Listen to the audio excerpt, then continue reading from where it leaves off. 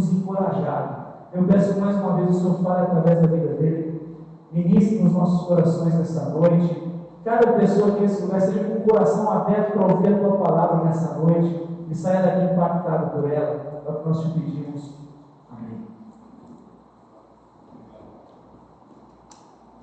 Bom, seja graça e paz do Senhor Jesus. Eu queria que você abrisse sua Bíblia lá em Efésios, capítulo 2. Nós vamos ler do verso 13 e em diante. Então, hoje eu gostaria de dizer que todos nós éramos marginalizados, né? E por isso Deus nos alcançou. Como o tema é a igreja e o desafio marginal, nós temos que entender que nós também éramos marginalizados ao amor de Deus. Então aqui nós temos um conceito importante para que a gente possa entender como amar o marginalizado. Então, Efésios capítulo 2, verso 13 em diante, diz assim: Mas agora em Cristo Jesus, vós que antes estáveis longe, já pelo sangue de Cristo chegastes perto. Porque Ele é a nossa paz, o qual de ambos os povos fez um. E derrubando a parede da separação que estava no meio, na sua carne, desfez a inimizade.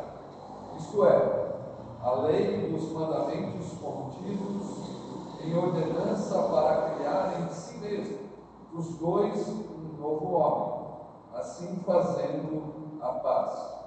E pela cruz reconciliar ambos com Deus em um só corpo, tendo por ela matado a inimizade. E vindo ele, evangelizou a paz a vós que estáveis longe, e paz aos que estavam perto. Porque por ele ambos temos acesso ao Pai em um mesmo Espírito.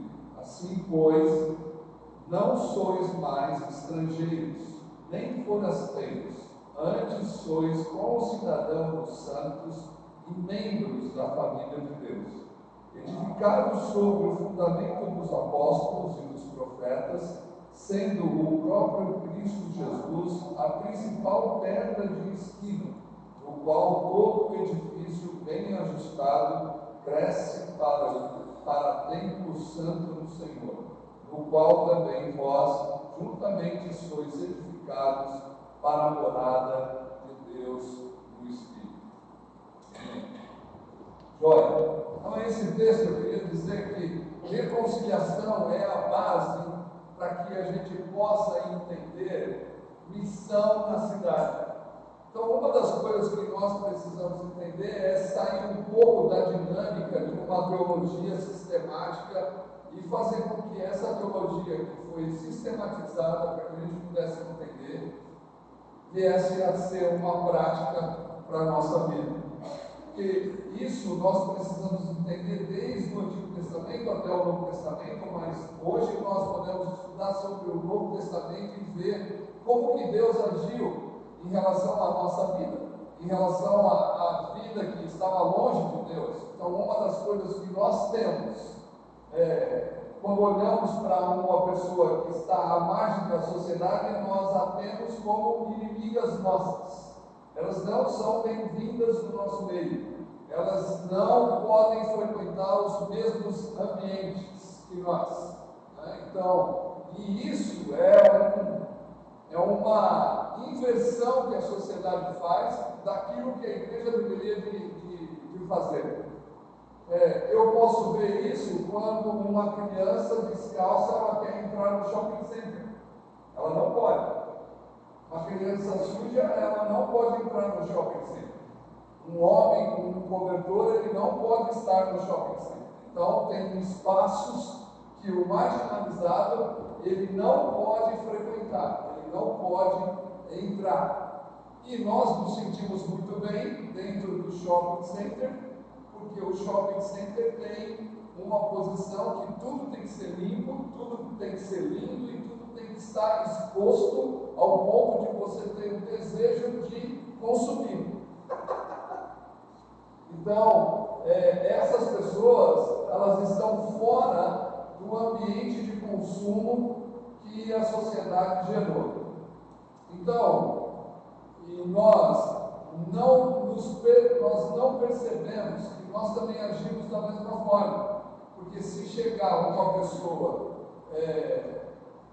suja, mendiga, aqui, pé descalço, fedorenta, nós não vamos aceitar que ela entre no nosso ambiente. Né?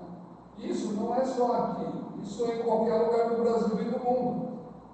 Né? Porque nós achamos que todos nós temos que nos vestir bem, temos que nos vestir com roupas limpas e também com o corpo limpo. Então, o fedorento ele tem que ficar do lado de fora. E teve uma igreja que me convidou há alguns anos atrás, e ela sempre me convidava, muitas. Aí eu cansei de ir na igreja, pregar, eu falei para o pastor, eu só vou se for de mendigo.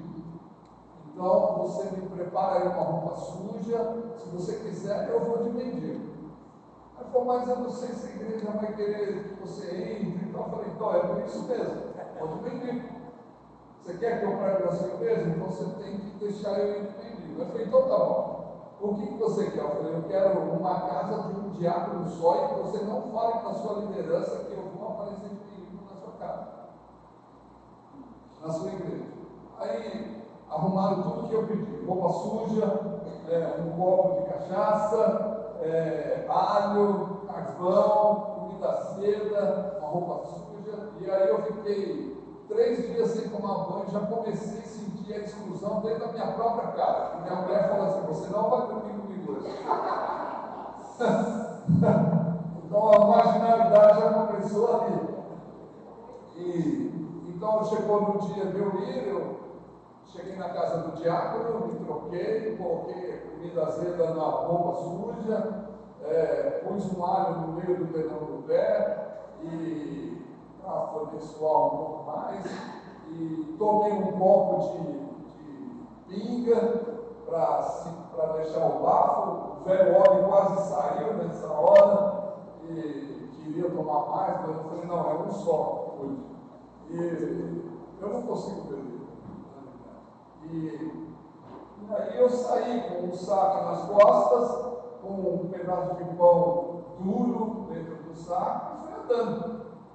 E aí um homem do outro lado da calçada, que também era mendigo, ele me ofereceu uma cachaça. Eu falei, não, obrigado. E fui andando. Então eu comecei a perceber que a rua, ela me reconhece. As pessoas que estão na rua, na mendicância, ela começou a me reconhecer quem eu era, porque eu era do mesmo mundo, do mesmo ambiente. Até o dono de um bar chegou, eu fiquei olhando, porque estava muito cedo ainda, então eu estava assistindo o jogo do bar do cara, o cara olhou para mim, me avaliou, abriu a mesa, pôs uma cerveja, me chamou para tomar uma cerveja. Aí eu sentei lá na mesa, enquanto eu assistia o jogo, ele falou assim, como é que é esse negócio de viver na rua? Você é até um cara razoável, assim, eu até pensei que ele era gay, né? Eu falei, não, está tudo certo, eu só estou indo para um compromisso. Ele falou, não, mas como assim um compromisso? Você não é mendigo? Eu falei, não, eu estou na rua, mas eu estou indo para um compromisso. Tá? Eu falei, então, bebe aí uma cerveja comigo. Não, eu já bebi o suficiente hoje. Aí ele falou, não, então espera que eu vou te dar uma bolacha. Ele me deu uma bolacha, eu fui comendo bolacha água e sal, que eu gosto bastante, e fui andando na rua. Aí sentei próximo da igreja, porque eu falei que eu ia entrar certa hora na igreja, quando eu tocasse o terceiro cântico, eu ia entrar na igreja. Então eu fiquei esperando. E tinha um lugar que estava sendo construído, estava tudo cheio de barro, então eu sentei naquele lugar cheio de barro e fiquei lá esperando a música tocar, os cânticos passarem. E aí veio um homem todo forte, com um saco de pão. Eu falei, pronto, vamos ganhar. O cara começou a se aproximar, eu falei, vou tomar um pau aqui, porque eu não sei nem como fazer. Aí o cara veio, olhou para mim e falou você quer um pãozinho? Aí me deu um pão. Eu falei, nossa, eu estou sendo muito bem recebido na rua, hein, por todo mundo, para entrar na igreja, vai ser uma maravilha. E aí deu o terceiro culto, o terceiro louvor, eu entrei na igreja. Quando eu entrei, os diáconos já me cercaram, né, e já me pegaram no braço. E um disse assim para mim, se você vier aqui, se você veio aqui para bagunçar, eu vou te pôr para fora, vou chamar a polícia. Eu falei, tá bom. E aí eu fiquei quieto, né? Só rodeando. Aí quando eu fui entrar na igreja, o cara me trouxe uma cadeira e eu sentei do lado de fora da igreja. Meu Deus, mas eu queria entrar lá. Ele falou, não, lá não, é aqui. E você tem que ficar aqui até terminar o culto. Eu falei, tá bom. Aí veio um outro e falou assim, escuta aqui, eu desço o pau e mendigo se não fizer o que eu mando. Eu falei, nossa, que legal, você é grande, então. Aí deu a hora de eu entrar na igreja, eu levantei, quando eu levantei, o cara me puxou no rosto, assim. Eu caí, bati o traseiro, né? E comecei a dar risada, porque eu falei, puxa vida. Aí quando o cara encostou em mim, eu falei, meu, eu vou pregar. Ele falou, como assim você vai pregar? Eu gosto de cachaça, não sei o quê. Eu sou um pregador da noite. Você está louco? Aí o diácono que sabia me pegou, me levou lá para dentro. E aí eu fui entrando e o pastor já estava lá na frente para pregar. E ele mandou abrir o texto que eu tinha escolhido para ler. E eu levantei a mão, eu quero pregar. Quando eu disse eu quero pregar, o diácono pôs a mão na minha boca, assim, para eu não falar nada. Já queria me levar. E o pastor ele disse assim, deixa o rapaz vir. Aí todo mundo não entendeu e com certeza o Espírito caiu naquela hora e todo mundo começou a falar a língua comprida, né? O dom de língua comprida. E todo mundo falando mal do pastor, porque eu estava entrando para falar. Né? Eu com um cobertor nas costas, tudo. E os diáconos não queriam que eu subisse com o cobertor nas costas no culto, lá no culto. Eu falei, não, mas eu vou subir com tudo. E aí o pastor, deixa esse rapaz subir com tudo que ele quer. Aí eu subi e comecei a pregar e tirar toda a minha fantasia do próprio rosto e tal. Só sei que depois muitas pessoas vieram me procurar dizendo que eles não sabiam e eles queriam pedir perdão para mim porque eles não me reconheceram. Então, qual é o valor da vida? É o estereótipo que nós temos, que fala quem somos? É o cheiro, o odor que nós temos, que fala quem nós somos? Quem diz que nós somos quem somos é o próprio Deus. Então, quando nós não estávamos em Cristo Jesus, nós estávamos à margem da pessoa de Jesus. E assim, a reconciliação tem um princípio invertido na própria igreja. Na própria igreja existe uma inversão nesse conceito de reconciliação. E a reconciliação não é simplesmente o inimigo ir até você e pedir perdão para você. Isso não é o princípio bíblico que nós vemos na caminhada. Porque a caminhada no Evangelho mostra que o princípio bíblico não é o ofensor ir atrás do ofendido, mas é o ofendido ir atrás do ofensor para perdoar. Então, uma das coisas que nós temos que entender, se nós queremos ter uma igreja na cidade, nós temos que aplicar os princípios bíblicos de acordo com o que Deus está nos ensinando através da palavra de Deus. E uma das coisas que nós precisamos entender é que todos da cidade precisam ser reconciliados com Deus. E é claro que dentro da cidade existe a marginalidade. E essa marginalidade também precisa ser reconciliada com Deus. E Efésios é a carta que Paulo trabalha a reconciliação como base. Eu acho que eu não preciso disso aqui. Porque eu acho que todo mundo me ouve, né? Então, a reconciliação é a base da missão em qualquer lugar que nós formos, como cristãos que somos. Então, Paulo, ele divide a carta de Efésios em duas partes. Isso quem diz, não sou eu. John Stott diz isso e também William Barclay diz isso. Então, o comentário de William Barclay, que é um excelente comentário que você pode usar, que já está em português e tem em PDF, você pode baixar. Ele vai dizer que do capítulo 1 até o capítulo 3, Deus está reconciliando o mundo com Cristo. E depois do capítulo 3 até do capítulo 4 ao capítulo 6, ele vai mostrar como a igreja reconcilia o mundo com Cristo. Então são duas partes muito claras. E nessa parte que nós lemos, Paulo está mostrando que a reconciliação existe para eliminar a inimizade, para eliminar a apatia, para eliminar a falta de relação. E é uma das coisas que nós precisamos entender, que a reconciliação não é simplesmente o ofensor ir atrás do ofendido ou o ofendido ir atrás do ofensor. O princípio o ofensor tem que, ele violenta você porque ele não sabe o que ele está fazendo, e o ofendido que sabe o que está fazendo, ele tem que ir até o ofensor e perdoar, porque é isso que aconteceu. Quem é a pessoa mais ofendida no universo, no mundo?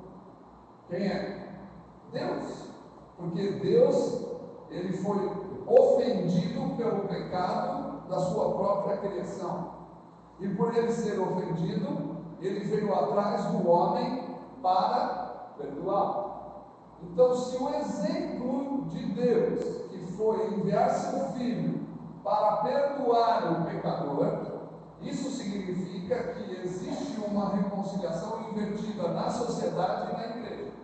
Porque na igreja é dessa forma: a pessoa que ofendeu, o ofendido fica tudo com a geração mimimi, né? Ela fica toda dolorida e ela não se mexe, ela se anula, e ela também diz da seguinte forma: que se a pessoa não vier pedir perdão, ela também não vai pedir perdão e nem vai perdoá-la. E muitas vezes a pessoa vem pedir perdão para você ou para outro, e você ainda diz: bom, eu vou te perdoar, mas eu não esqueço o que aconteceu. E você pode sentar em outro lugar, nós terminamos a nossa amizade e não vou tratar você da mesma forma. Eu não sei se aqui é assim, mas lá em Santo André com certeza é desse jeito. Eu acho que aqui em Ribeirão Preto é diferente, mas uma das coisas que nós temos que entender: se queremos ser seguidores de Jesus, essa é uma atitude que vai contra toda e qualquer cultura. Porque se você foi ofendido por alguém e você conversar com um dos seus amigos, os seus amigos vão dizer: não vai lá não perdoa não, esse cara é sem vergonha, esse cara não presta, esse cara... Nós qualificamos a pessoa de todo o tipo e de toda forma para que a pessoa possa ser convencida a não ir até o outro para poder perdoá-lo. Mas o princípio bíblico o ofendido tem que ir até o ofensor. E o que Jesus ele faz é de suma importância para a gente poder entender. Nós decoramos na nossa pequenez o versículo João 3,16, que todo mundo sabe de cor, mas a gente não lê o verso 3,17, que vai dizer: Deus enviou seu Filho ao mundo não para condená-lo, mas para salvá-lo. Então Jesus, no seu objetivo e na sua missão dentro do mundo, ele não tem condições alguma de condenar alguém, porque ele veio para perdoar, ele veio para não condenar. E a salvação que nós esperamos é a salvação de não condenação, ou seja, se ele não veio para condenar, ele veio para salvar. Então ele nos salva da nossa própria condenação, porque nós já estamos condenados, é isso que a Bíblia diz. Então ele veio nos salvar da condenação. E para isso Jesus ele tem toda uma atitude para mostrar para a gente que ele não condena aqueles que já estão condenados. Por isso que Jesus vai dizer que eu vim para os doentes, não para os sãos, eu vim para os pecadores, não para os santos, porque os pecadores estão condenados, os doentes estão condenados. Então ele veio para salvar essas pessoas da própria condenação. Então Jesus veio para isso. E como que eu salvo da condenação se não é reconciliando esses condenados a Ele mesmo? E quem são essas pessoas? A Bíblia vai dizer que todos nós éramos inimigos de Deus, lá em Romanos capítulo 8.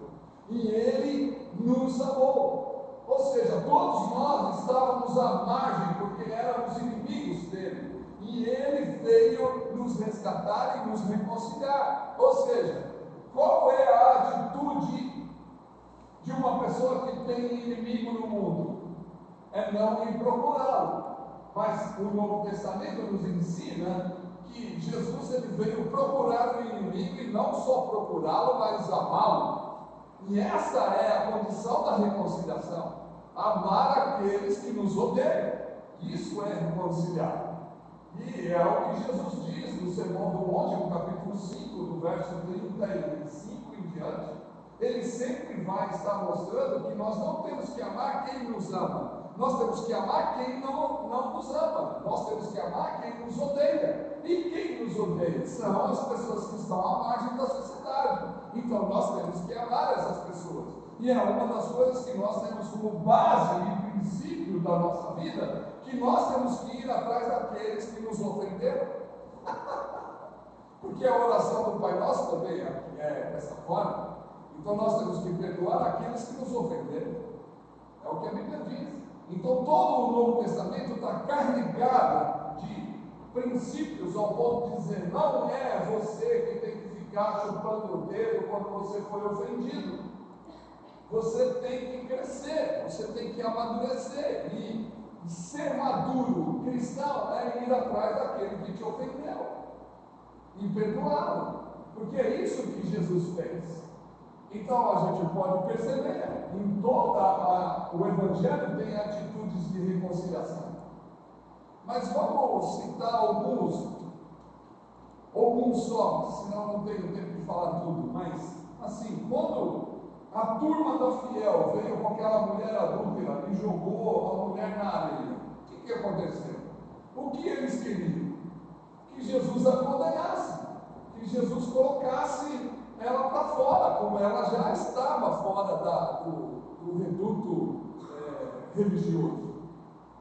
E Jesus diz, bom, o que a lei diz? Não, tem que apedrejar.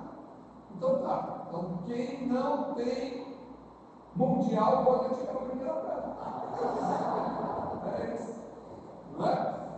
Não, quem não tiver pecado, atira a primeira pedra. E o que aconteceu? O que Jesus fez? Jesus ele não simplesmente constrangeu a turma da Fiel, mas ele estava dizendo, todos nós somos iguais, todos nós estamos em pecado, todos nós estamos afastados de Deus, todos nós estamos destituídos da graça de Deus, todos nós estamos longe de Deus. E aqueles homens jogaram as suas pedras no chão e foram embora. O que Jesus disse para aquela mulher? Mulher, quem te condenou? Ela olhou, ninguém. Então, nem eu te condeno. Vai e não peques mais. Então, uma das coisas que nós temos que entender é, primeiro, a mulher pecou? Claro, continuou pecando. Isso é fato. Né? Quando Jesus nos perdoa, a gente continua pecando? Claro que continua. Né? Dos pecadores, Paulo diz que ele é o principal. Hoje tem mais principal do que Paulo, porque Paulo já morreu, então eu não posso me considerar o principal. Eu peco também, eu erro também, eu falho com os outros. Então Jesus, ele diz que nós temos que perdoar, e perdoar é reconciliar. Perdão, a reconciliação, irmãos, é você não viver as marcas da amargura do passado e dar uma nova oportunidade de uma relação abençoadora e profunda com aquele que te amargurou. Isso é reconciliação. Aí a gente fala, mas até quando? Porque todo corintiano tem isso, né? E vai perguntar, mas poxa, mas eu tenho que sempre perdoar? Parece que teve um cara que já perguntou isso na Bíblia também. E ele está lá no céu, já corintiano, o Pedro, né, que é corintiano, ele sempre, quando o Gabriel passa, fala aí para mim, quanto que é 70 vezes 7? Está fazendo a conta até hoje, não conseguiu fazer. Né? Então é algo que nós precisamos entender. É sempre. O cristão tem que estar aberto à reconciliação todas as horas, todos os dias, porque todos os dias nós somos ofendidos, todos os dias nós somos roubados, nós somos injuriados, injustiçados, todos os dias.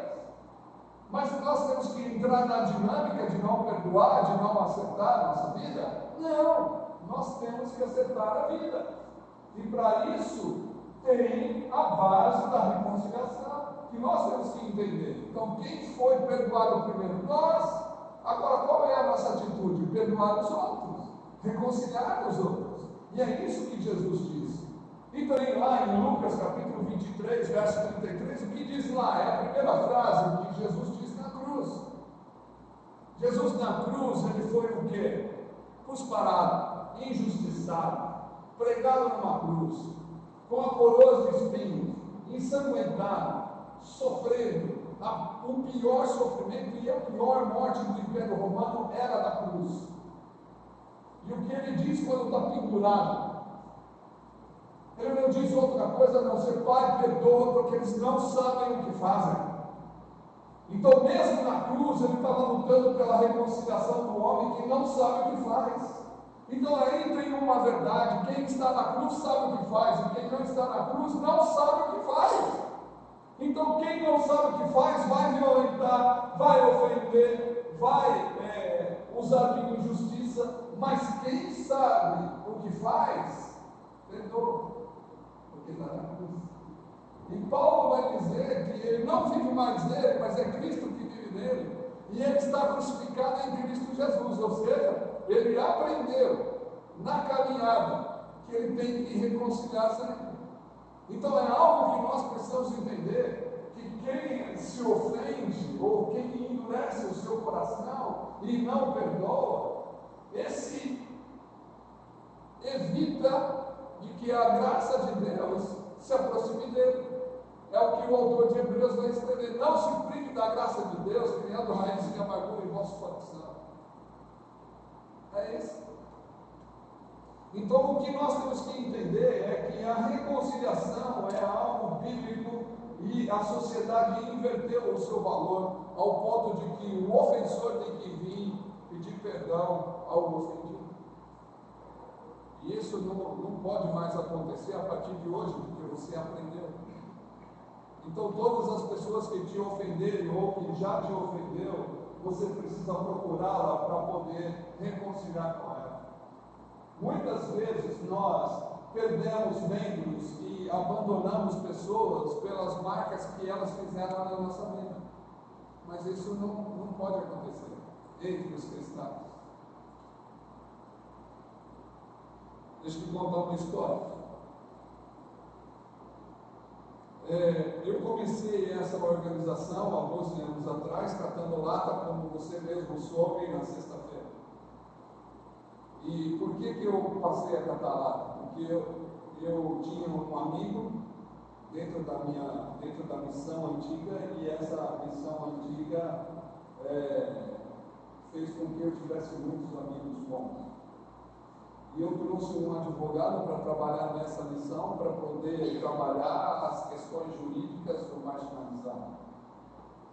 E quando eu saí, ele se tornou meu inimigo número 1. E ele falou mal de mim em quase todas as igrejas que ele passou. E na igreja que ele frequentava, ele falou para o pastor que se ele não tirasse a oferta que dava para mim, ele não daria mais oferta nenhuma nem dízimo nenhum. Machucado, amargurado, ele trabalhou para acabar com a minha vida e para acabar com a vida da minha família. Mas depois de um tempo eu descobri, catando lata na rua, eu descobri que esse homem, ele estava precisando de um vinho. E ele estava fazendo hemodiálise. Aí eu cheguei na minha casa e disse para minha mulher: bem, precisamos ajudar esse rapaz. Ele é muito bom, ele não pode morrer agora. Ele é novo, ele tem que viver. E a minha mulher, brava, porque ele já tinha acabado com a nossa vida, ela falou: o que você quer que eu faça? Eu disse: vamos lá para Deus fazer um milagre. Eu falei: não, nós somos um milagre. Aí ela falou assim: como assim? Eu falei: pô, Deus nos deu, se nós somos um, nós temos 4 rins. Então, por ter 4 rins, a gente pode dar um, a gente vai ficar com 3 ainda. Ela falou: só se for você. Eu falei: tá bom, eu vou doar o meu rim então. O que você acha? Ela falou: tem que falar com todo mundo aqui. Se todo mundo topar permanecer, você pode doar. Se todo mundo não topar, você não vai doar. Eu falei: beleza. Aí fiz um café, chamei todo mundo da minha casa, falei: gente, ó, aconteceu isso. Assim, expliquei tudo. O cara maltratou, o cara me xingou, o cara me condenou, acabou com a minha vida, por isso que nós estamos catando lixo na rua e tal. Aí tinha um assassino na minha casa e ele levantou a mão: peraí, eu não entendi nada. Ele fez tudo de mal para você e você quer fazer o bem para ele. Eu falei: é. Não, eu não concordo. Esse cara, se ele aparecer aqui, eu vou matar ele. Eu falei: não, cara, não pode, tu é crente, você não pode fazer mais isso. E aí eu fiz uma votação, só esse cara não levantou a mão, nem minha mulher. Eu falei: então tá, então a maioria vai topa permanecer, se eu morrer na mesa de cirurgia, então eu vou ligar pro cara. Aí peguei o telefone, liguei pro cara e falei: e aí, mano, tudo beleza e tal, como você vai? E ele já começou a me xingar de tudo quanto é nome. Ele estava amargurado. Sabe quando o corintiano está amargurado? Fala um monte de palavrão, né? Você já viu o corintiano perdendo? Ele vai falar todos os palavrões que ele conhece. E aí eu fiquei aguardando, eu falei: meu, eu estou te ligando porque eu quero te ajudar. Como você vai me ajudar? E ele falou mais um monte de palavrão. Eu gosto de palavrão até, mas é muito difícil ouvir. E aí, depois que ele já tinha soltado todos os animais que ele tinha dentro dele, eu falei assim: cara, é assim, eu e minha família decidimos que eu vou doar o rim para você. E isso impactou demais a vida dele, ele ficou em silêncio. E depois de alguns momentos de silêncio, ele começou a chorar. E depois que chorou muito, ele falou: posso ir na sua casa? Eu falei: pode, corre o risco de morrer. Aí ele veio na minha casa. É lógico que eu preparei um café, deixei a mesa pronta. E apaciguei a vida do assassino que estava na minha casa. E aí esse homem, ele entra lá na sala, e nós tínhamos um corredor grande da sala até a nossa cozinha. E eu estava aguardando ele sentado. E quando ele me viu na porta da sala, ele começou a chorar. E ele veio chorando, nós nos abraçamos, choramos muito e celebramos a amizade dele. Então, uma atitude de bondade para o inimigo faz uma grande diferença. Por isso que Paulo vai dizer que se o teu inimigo tem fome, dá de comer. Se ele tem sede, dá de beber. Que fazendo isso, vai criar brasa viva na cabeça dele. Então a reconciliação não é um ato simplesmente de misericórdia. É um ato de maturidade cristã. Não é um ato de piedade, mas é um ato de maturidade cristã ao ponto de dizer: eu quero me parecer com Jesus em todas as minhas atitudes. E depois não foi só isso. Depois ele falou assim: podemos marcar um dia para ir na churrascaria? Eu falei: olha, eu tenho minha família que é grande. Ele falou: não tem problema, eu pago para todo mundo. Então bênção foi maior do que só chorar, se abraçar e celebrar a amizade. Fomos todos comer churrasco, porque ele pagou. A bênção é muito maior do que você imagina, né? Então é algo que nós precisamos experimentar na nossa vida. E muitas vezes nós nos afastamos dos inimigos. Os inimigos estão do lado de fora. Ah, não, mas aqui tem inimigo do lado de dentro. Eu não sei, mas lá em Santo André tem inimigo dentro e fora. Mas Paulo, aqui no livro de Éfeso, no livro, a carta de Efésios, ele vai dizer algumas coisas que nós precisamos entender. No capítulo 2. E ele vai dizer da seguinte forma: ele vai usar 3 imagens muito claras: família, novo homem e um edifício. Por que ele usa essas imagens? Porque as pessoas não eram família. E ele usa essas imagens porque são imagens de coisas que são indivisíveis. O homem em si, o novo homem, é indivisível, não pode. Então a reconciliação vai fazer com que a gente se torne um novo homem. E nós somos indivisíveis. E ele começa dizendo: vocês vão se tornar uma família. E família, no tempo de Paulo, era indivisível. Hoje não, né? Hoje a pessoa pode ter 500 famílias, 10 mulheres, 20 filhos, uma por cada mulher e tudo mais. Mas na época de Paulo não, a família era indivisível. Então, ou seja, a reconciliação só vem estruturar maior a vida da igreja e a vida da sociedade. Então, a reconciliação é algo que vai fazer com que os inimigos se tornem amigos, mas não só amigos, se tornem uma família. E por se tornar uma família, nós temos responsabilidade para com eles. Paulo vai dizer também que Deus, ele acabou com a inimizade e cravou a inimizade na cruz. Isso significa o quê? Se ele cravou a inimizade na cruz, é que todos que estão na cruz não têm o direito de gerar inimigos. Por mais que Jesus teve inimigos, ele nunca gerou um inimigo. As pessoas foram inimigas dele porque ele agiu com bondade e com reconciliação. As pessoas se tornaram inimigas dele pela atitude que ele teve de bondade para aqueles com que não poderiam ser reconciliados. Então a nossa atitude não deve ser de inimizade ou de criar inimizade com qualquer pessoa, porque a Bíblia diz que Deus cravou na cruz a inimizade. Isso significa que todo aquele que é cristão não tem o direito de criar inimigos. Ele tem o dever de criar amigos e família e se tornar um com aquele que é. É o que Paulo diz em Efésios.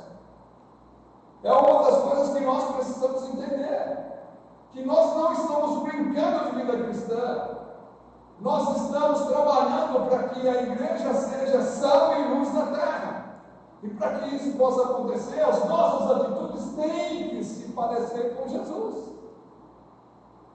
Então, como se parecer com Cristo? Aprendendo e aplicando. A reconciliação não é simplesmente eu ser ofendido e aguardar. Já dissemos. Então, se somos ofendidos, nós temos que ir e perdoar. E perdoar é dar uma nova oportunidade da pessoa se tornar sua amiga, sua família, um com você e ser um edifício fundamentado na palavra de Deus. Muitas vezes eu fico pensando que a igreja ela só não cresce mais porque nós temos muitas pessoas ofendidas no nosso meio, amarguradas, tristes, porque alguém fez alguma coisa contra a gente. E quando nós estamos amargurados, nós criamos times das pessoas que nos amam e das pessoas que odeiam o nosso inimigo. Então, quem gosta da gente, fica com a gente. Quem não gosta, vai embora. Não é assim. A vida não é dessa forma. A vida é um trabalho de reconciliação sempre. E quantos casamentos nós poderíamos salvar se a pessoa pudesse entender que ela veio para reconciliar o inimigo consigo mesmo? Quantas amizades nós poderíamos reconstruir diante daquilo que nós vivemos? Nós achamos que somos certos. Na reconciliação, o certo é aquele que vai perdoar, não é aquele que permanece com o coração endurecido, mas é aquele que não permite que a raiz de amargura tome conta do seu coração. Essa é a condição de viver uma vida na cidade, reconciliando o marginal com Deus. Deixa eu contar uma outra história para você poder entender. Não sei quantos aqui já leram o livro da Ellen Rosenberg. Ela tem um livro chamado Dê-me essa montanha. Ela foi uma missionária no Congo. E aos 26 anos de idade, isso está na revista Portas Abertas, você pode ler. E ela foi ao Congo e ela se tornou doutora em medicina aos 26 anos. E ela era uma cristã comum que ia à igreja. E ela foi numa conferência que chama Conferência Global na Inglaterra, e ela se sentiu chamada para o Congo, para a África, porque o missionário que estava falando, ela morreu com 94 anos no ano passado. E ela decidiu ir ao Congo. Então ela passou pelo treinamento e chegou no interior do Congo com 27 anos. E ela avaliou todo o país e percebeu que ela, como médica, ela deveria de começar uma escola de enfermagem, porque quando ela chegou ao Congo, estava numa guerra civil. Então, muita gente sofrida, morrendo, com muitos acidentes graves. Então, ela montou uma escola de enfermagem e treinou 100 congoleses para serem enfermeiros em várias regiões. E ela viu que a enfermagem era pouco, então ela construiu um hospital. Ela levantou recursos e construiu um dos maiores hospitais que tem no Congo. E ela captou médicos de todos os lugares do mundo para poder ajudar as pessoas a serem salvas da guerra. Então ela levava a gente para dentro do hospital, cuidava, e era intenso devido à guerra. Então sempre chegava gente quase morta, com muitas feridas, e eles tinham que cuidar sempre de tudo. E um dia, saindo da sua casa para ir ao trabalho, ela foi sequestrada por um grupo que era contra qualquer tipo de religião. E ela foi levada a um container dentro da mata. E esse grupo de 12 homens abusou sexualmente dela, quebrou os dentes da boca e quebrou várias costelas, dando chute nela. E abandonou ela dentro do container, que ela passou quase uma semana para que a missão pudesse achá-la. E dentro do container, já abusada, ensanguentada, com a boca toda estourada, ela perguntou para Deus: Deus, por que eu? Eu me dei ao Senhor. Por que eu? E ela ouviu uma voz dizendo a ela: essa é a continuidade do meu sofrimento. E com isso ela ficou em paz, aguardando a missão encontrada. A missão encontrou no mesmo momento, levou ela para a Inglaterra de novo, tratou dela, cuidou dos dentes, da situação emocional dela, sarou todas as feridas, tanto dentro como fora. E depois de um ano que ela estava sendo tratada, ela voltou na missão e disse: preciso voltar ao Congo. E todos da direção disseram: nós não podemos enviar você ao Congo, você já sofreu demais. Mas ela disse uma coisa para toda a missão: sonharem, eu vou sonhar. Porque eu tenho que terminar o que eu comecei. Eles me violentaram, porque eles não sabem o que fazem. Porque essa é a frase que Jesus usou. Perdoa porque eles não sabem o que fazem. E no mesmo ano ela voltou ao Congo. E quando chegou ao Congo, tudo quebrado, destruído, em chamas. Ela teve que reconstruir tudo de novo, a escola, o hospital. Mas lá ela permaneceu por 30 anos. E ela não só cuidou daqueles que foram feridos, mas ela cuidou daqueles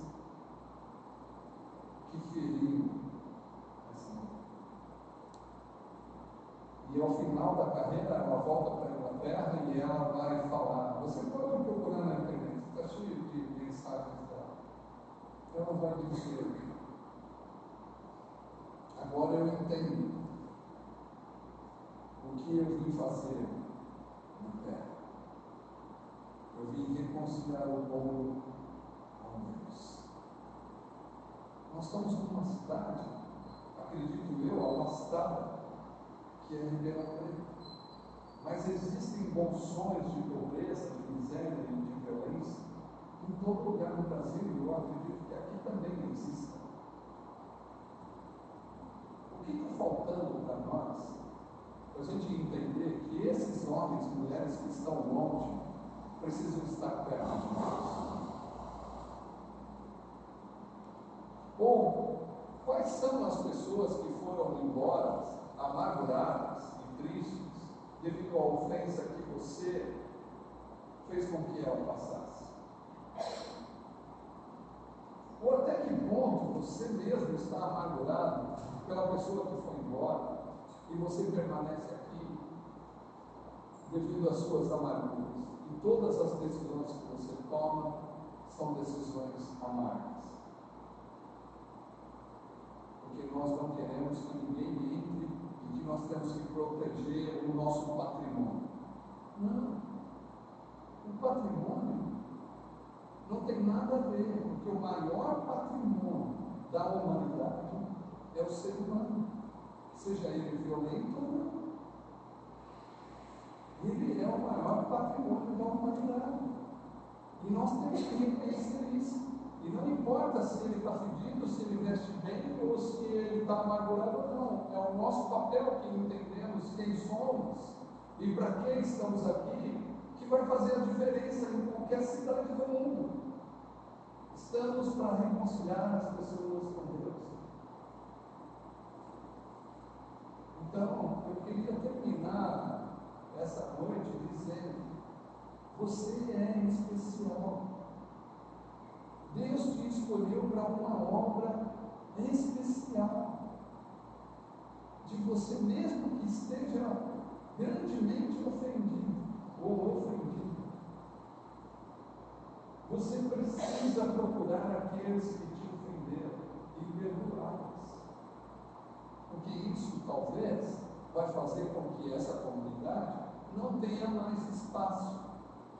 Porque quando você reconcilia com alguém, ele se torna seu amigo.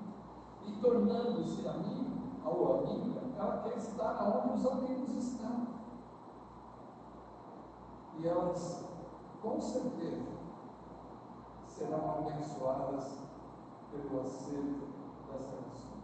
E você vai perceber que o monstro que você criou é tão pequeno e tão ínfimo que nem vale a pena. E muitas vezes você vai dizer: mas por que a gente é tão inimigo que a gente nem sabe mais porque somos?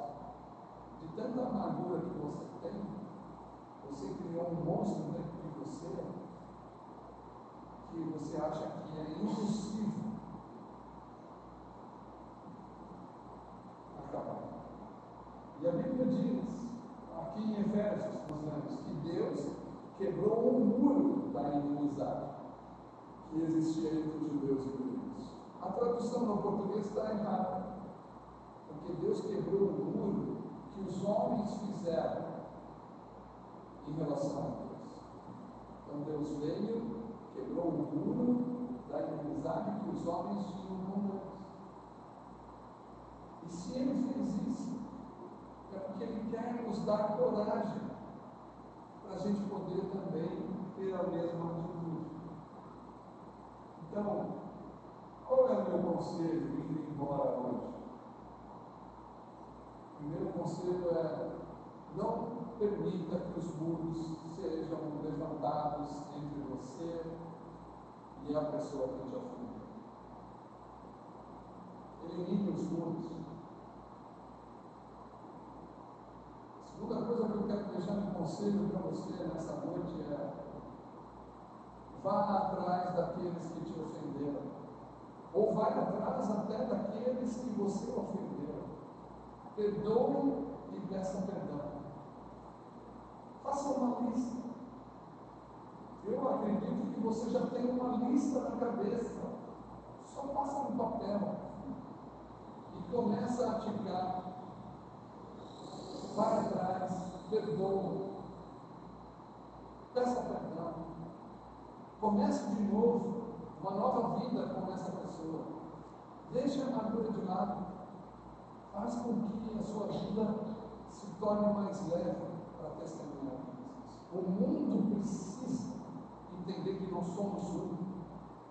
E hoje, a igreja ela só cresce porque ela briga e se divide. Então nós precisamos parar com isso. Nós não estamos concorrendo. Nós estamos lutando pelo mesmo reino. Então não dá para brigar. Nós precisamos acertar. A terceira coisa que eu queria dizer para você é que a Bíblia diz, lá em Hebreus: seguir a paz com todos os homens e a santificação sem qual ninguém verá o Senhor. Então, o outro conselho é: se você fizer isso, com certeza, Deus vai aparecer para você. E você vai se tornar um cristão melhor. Vale a pena. O mundo é violento, mas nós não precisamos ser, porque nós somos o povo da reconciliação. E Paulo vai dizer que isso não é um ministério do pastor ou da liderança. Ele diz em Coríntios que todos nós temos esse ministério, o ministério da reconciliação. O ofendido indo atrás do ofensor para perdoar. É isso. Você não tem inimigo? Tenho. Ainda tenho. Com certeza. Mas eu estou cada dia trabalhando para acertar com essas pessoas que me ofenderam e que eu as ofendi. Então, o que eu quero desafiar você nessa noite? Quero desafiar você a ter essas atitudes. Mas eu quero dizer antes que 4 vozes vão se levantar quando você tomar uma decisão de fazer o que você tem que fazer, que é reconciliar. Talvez hoje é dia de reconciliação do marido com a esposa, da esposa com o marido. Talvez hoje aqui ainda exista pessoas que não se conversam e que precisam voltar a se conversar. Talvez existem pessoas que nem estão mais na comunidade, mas que talvez um passo deles vai fazer com que ela volte para a comunidade.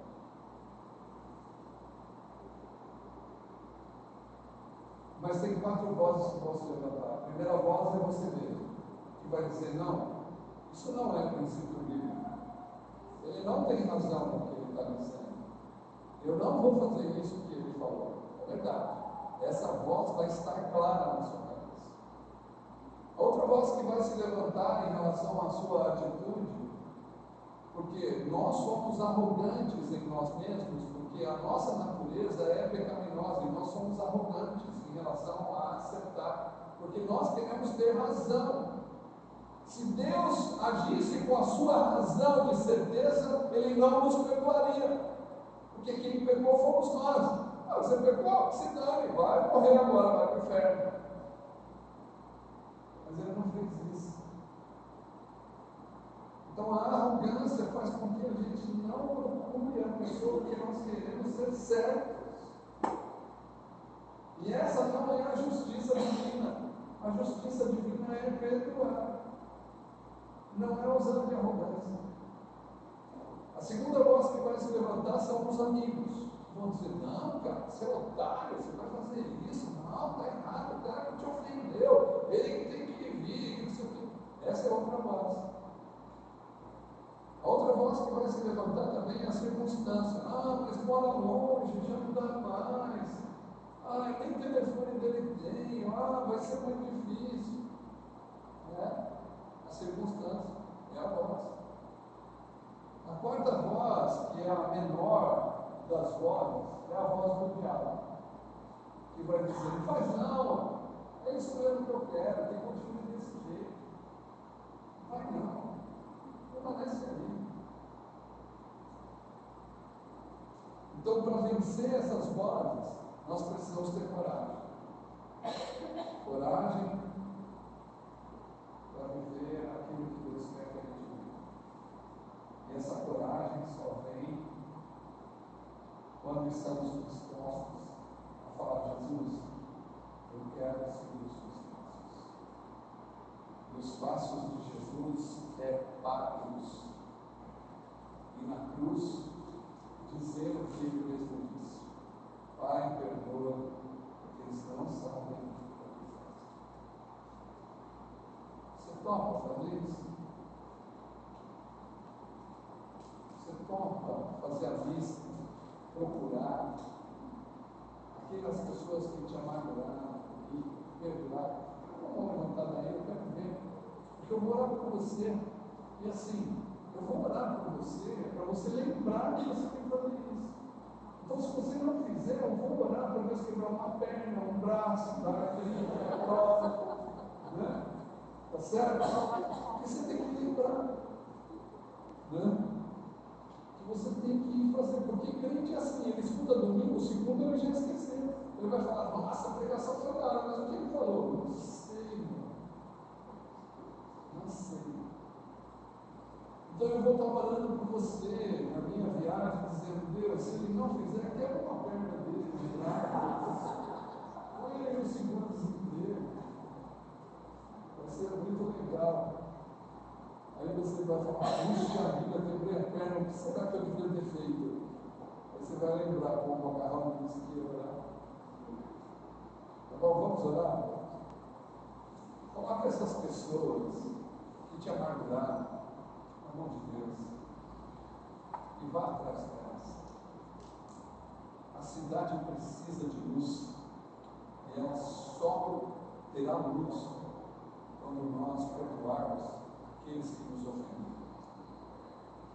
Senhor Jesus, nós estamos diante do Senhor em primeiro lugar, nós estamos diante dos irmãos, desses queridos e dessas queridas que trabalharam para construir essa comunidade. E nós sabemos, Deus, que muitas pessoas estão amarguradas de alguma forma nesse lugar. Então nós queremos te pedir, dá coragem para que eles possam se levantar, se perdoarem, dar uma nova oportunidade para uma nova relação, para se tornarem uma família forte, abençoada e cheia da tua graça. Então, Pai, faz com que a gente possa aprender com o Senhor, com Paulo, com as pessoas que já passaram pela história e marcaram a história, como a Ellen e como outros que fizeram diferença no mundo. Nos ajuda a ser essa diferença aqui em Ribeirão, para a glória do Pai. Não permita que a gente durma sem acertar as relações uns com os outros. Em nome de Jesus. Amém. Joia. Para eu terminar, eu queria mostrar um vídeo do meu filho testemunhando de 30 anos de ministério que eu fiz agora no mês passado, me mandou um vídeo da Alemanha, porque fizeram uma festa surpresa para mim e para minha esposa. Então, todo mundo fala, mas e seu filho, e seus filhos, como foi? Então, eu queria mostrar para você como foi ele mesmo contando da vida dele na nossa loucura de comunidade de Nova Ajuda. Tá bom? Vamos lá. Depois eu tenho vídeo.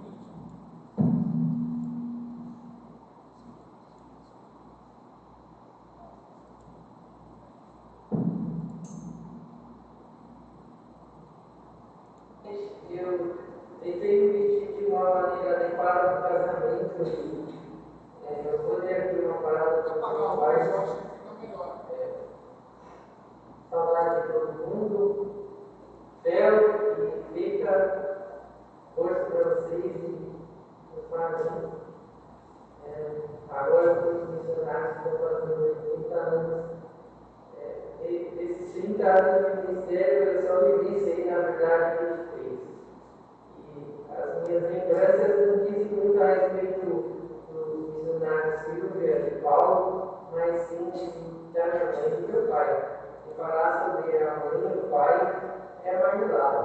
Eles fazem de tudo para que nos últimos meses os filhos estejam bem, eles não sejam mandadeiros.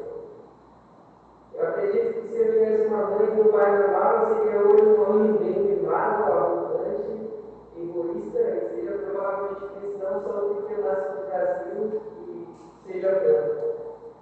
Eu seria talvez um bom aluno, tivesse uma profissão razoável. Resumindo, sem vocês, eu só seria mais reservané, e nas últimas eleições eu provavelmente teria votado depois. Eu acredito que, no fim das contas, o fato de vocês serem missionários nos deu a preciosa chance de, pelo menos, me tornar um homem suportável. Talvez eu ainda seja mimado. E, possivelmente, o orgânico vai conseguir falar sobre isso, mas depois de ter dividido os meus pais com mais um monte de outros filhos, eu pude ter a força e coragem para morar longe deles. Na parte da arrogante, eu ainda tenho muito a trabalhar, mas ao mesmo tempo, o modo de vida que vocês me propuseram me forçou a ser tolerante e aprender que cada um tem a sua própria maneira de chegar no mundo. Essa qualidade evita muitas brigas na vida de casado. Fica a dica, fica e fel. Na parte do egoísmo, eu pude alcançar o extremo oposto, graças à brilhante ideia de morar com um monte de pessoas. E tudo isso começou quando eu tive que dividir os meus empregos com um monte de crianças que no começo eu não conhecia, mas depois me tornaram meus amigos. Eu fui um bom aluno que isso eu devo a vocês. Principalmente a minha primeira professora que me ensinou a ler e a escrever. O fato de vocês serem missionários me permitiu ter uma educação bem acima da média e sem isso eu estaria apto a escutar aqui na minha vida. Vocês me mostraram como faz bem ser cristão, como é emocionante depender de Deus, como é fascinante dividir as nossas vidas com os outros. Com vocês, eu tenho certeza que eu me tornarei cristão até no limite médio. E com certeza existe um monte de pessoas que são gratas por vocês terem feito essa maluca escolha de ser missionários, largar tudo e deixar Deus agir. Eu sou só mais um desses. Obrigado por tudo e eu amo muito vocês. Eu tentei me vestir de uma maneira adequada para o casamento e eu vou ter aqui uma parada com os meus pais. Saudade de todo mundo. Theo e Fica, força para vocês e meus parabéns. Agora todos os missionários estão fazendo 30 anos. Esses 30 anos. Amém. Mais uma vez agradecer Paulo Capelete e que sejamos uma igreja leve. Deus venha dar pureza de coração, essa leveza, essa capacidade, nos capacite a viver, como Paulo falou, em paz com todos os homens, tenhamos a disposição para essa paz. Amém? Vou falar 3 coisas antes da gente encerrar. A primeira delas, só dar um recado para a igreja que na quarta-feira, a Juliana, está aqui, está lá em cima, não está nem no fundo. Juliana, levanta para o pessoal te ver. A Juliana, ela é a nova responsável pela educação infantil da igreja, e na quarta-feira, às 19h30, ela vai ter um tempo aqui, mas não apenas com aqueles que estão envolvidos com a educação infantil, mas com todos aqueles que desejam participar. Os pais podem participar na quarta-feira, que ela vai trazer uma reflexão aqui e vai falar um pouquinho do ministério, como que ele vai se desenvolver daqui em diante. Então, quarta-feira, às 19h30, você que está na educação infantil, você que é